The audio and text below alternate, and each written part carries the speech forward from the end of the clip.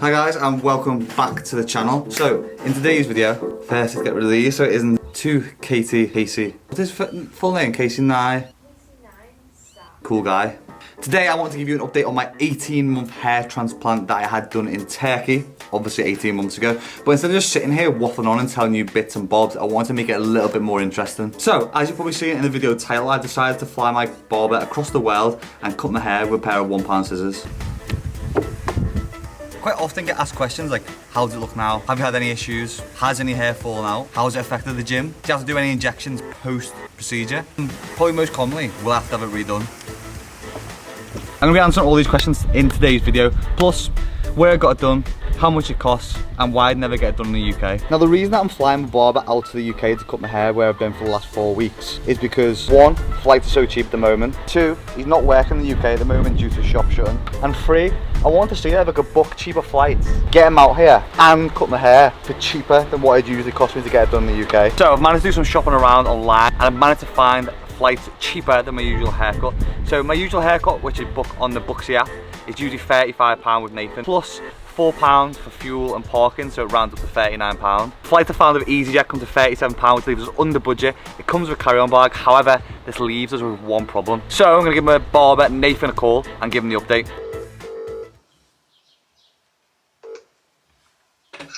Hello, son. How are we doing? How are you doing? Good, mate, how are you? Sammy, man. So, looking sunny out there, man. do I looking bronzed?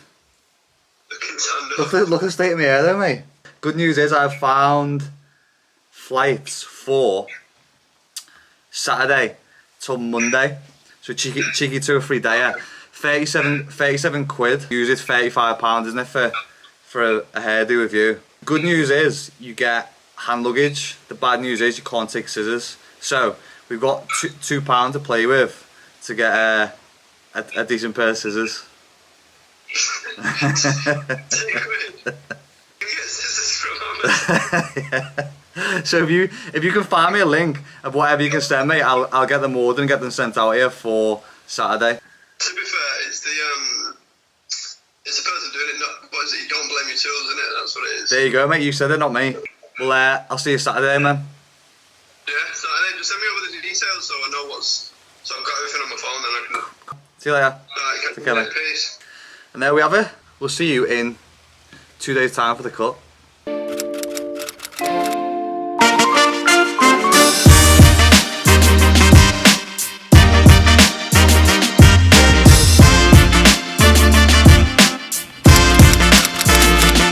So it's now Saturday, the day of the trim. We're just about to pick a bar at Nathan.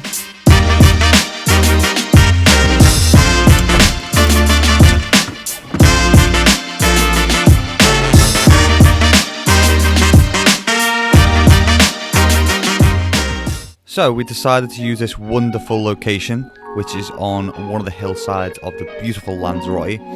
I did initially do and roll through the hair transplant questions on the video. However, with the amount of wind that was up on the mountaintop, it pretty much sounded like someone rustling a wet asda bag for the full video. So I thought I'd do a beautiful voiceover to suit this beautiful scenery. And yeah, let's just crack on with the video, mate. So firstly, this was the pair of scissors that I picked up from Amazon. I believe they came to £1.42 altogether, which was an absolute steal in my eyes. But as I said to Nathan, I knew it's going to be a difficult cut to cut with these scissors, and it was pretty much like trying to, I don't know, cook a steak with a lighter. But in the end, you're only as good as your tools. A workman is only as good as his tools. So let's crack on with some of the questions that some of you guys fired into me over Instagram. And the one that always comes up is, what did your hair look like compared to what it looks like now? And what I'll do is I'll pull up a side-by-side comparison just so you can have a little look, and I'll also pull up one at the end so you can see where some of the scarred areas. Now, I do get a lot of comments sometimes on YouTube from people saying, oh, you didn't need to have the transplant, it looked fine before. But again, if you're going to go for this procedure, it's something that you've got to do for you. And if you feel like you have a complex about it, or it's going to better your self-confidence, I'm always about investing in yourself and investing in your self-confidence if it's going to make you a happier person. And for me, someone was on video quite a lot, taking a lot of images. For me, it just made sense to invest my money into an area of my life where I was going to get more pleasure from, basically, because I had a decent hairline, I could style it.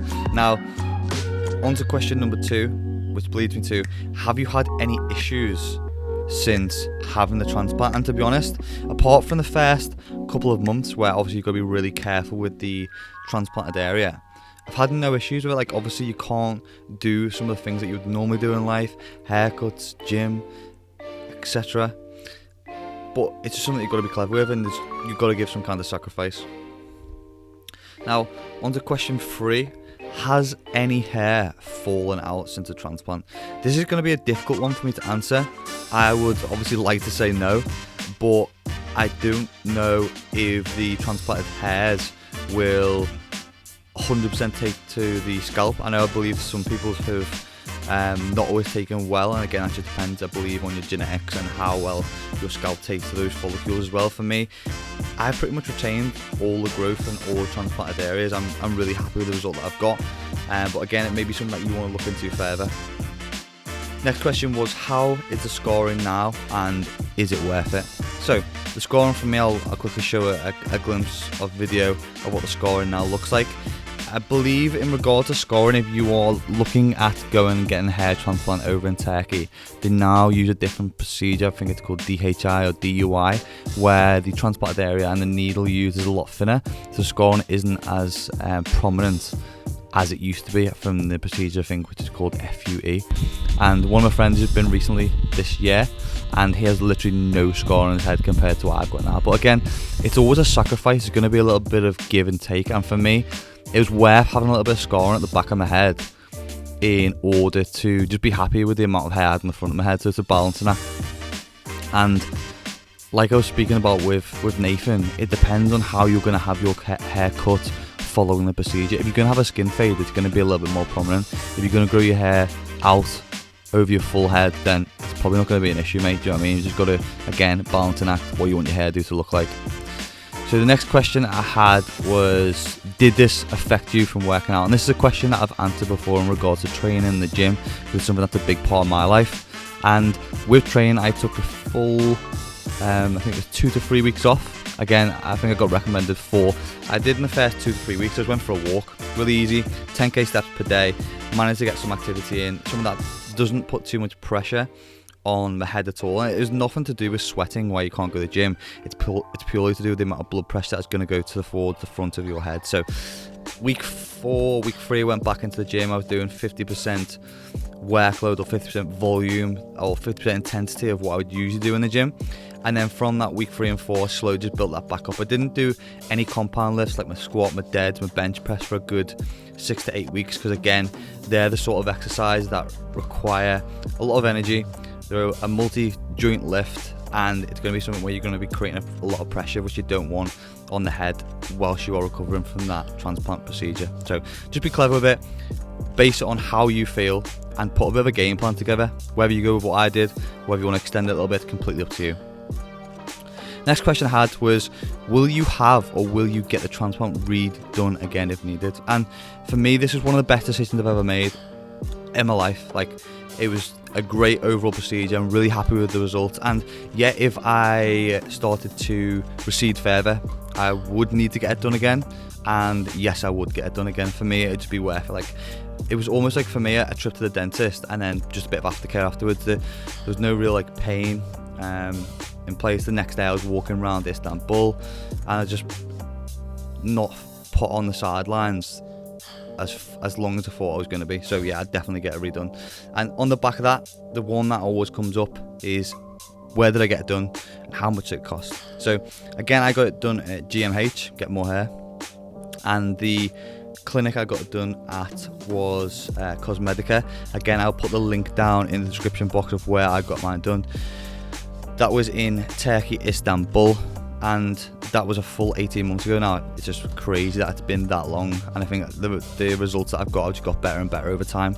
So the cost I paid in total was £2,000, and that was covering my procedure, my hotel stay, the food in the hotel for 2 or 3 days, and just the aftercare and everything that came with it. So I can't argue at all. Compared to paying like 8 to 10k in the UK and the results that I've got from it, I couldn't recommend going over to Turkey and getting it done enough. And I know for some people it's a little bit dubious or skeptical about the procedure and going and getting it done somewhere else, but honestly the aftercare was great. GMH was great.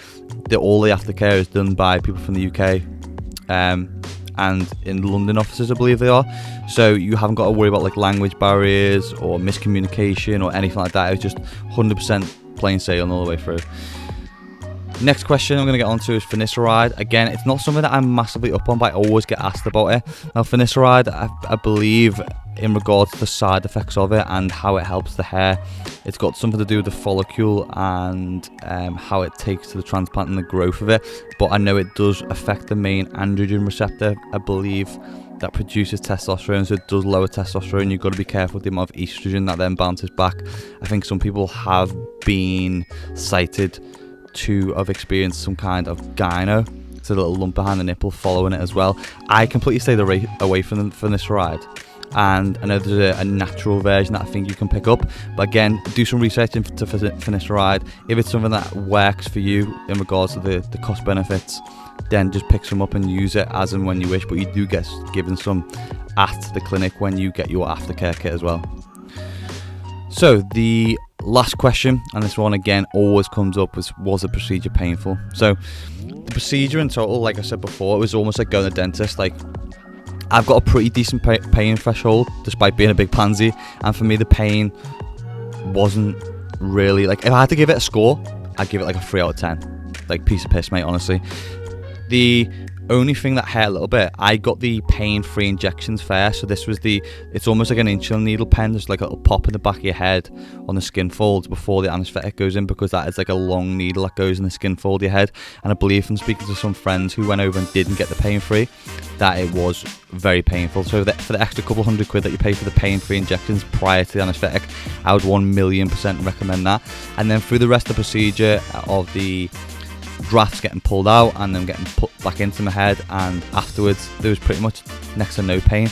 The only thing that is probably more painful than the procedure itself is just the after part, where you've got to sit or lie, when you sleep on your back, head up, through like 7 days, and that's just like pure discomfort, not pain. So again, just something to consider following the procedure itself. And again, like, Nathan's just gone through a full haircut here. Like, he's done an unbelievable job using the £2 pair of scissors, and like now I think you can see like the full 18 months on effect of, especially through the front of my hair where the fringes, of how well the growth has turned out.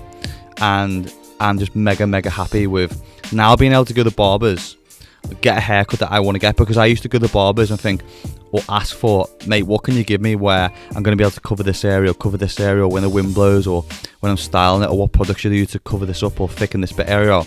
Now I'll just walk in the barbers and get a haircut that I want to get and that I enjoy and that I like the look of, without having to worry about thinking, oh, I'm going to look bald, or is it going to look receding, or this and that. And this is just like how this has come on since I first went and got my hair cut 18 months ago, prior to the procedure itself.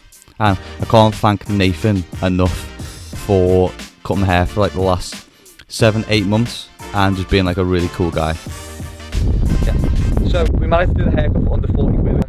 Job done. Check out Nath's YouTube, which is well, it's a bit fucked at the minute. So it's Nathan and Jen at the minute. And then Instagram, Nath Shapes. Yeah. So if you enjoyed the video, if you've got any other questions, just drop them down in the comments. If you enjoyed the video, give it a like. If it's your first time visit my channel, and make sure to hit the subscribe button, and I'll see you in the next one.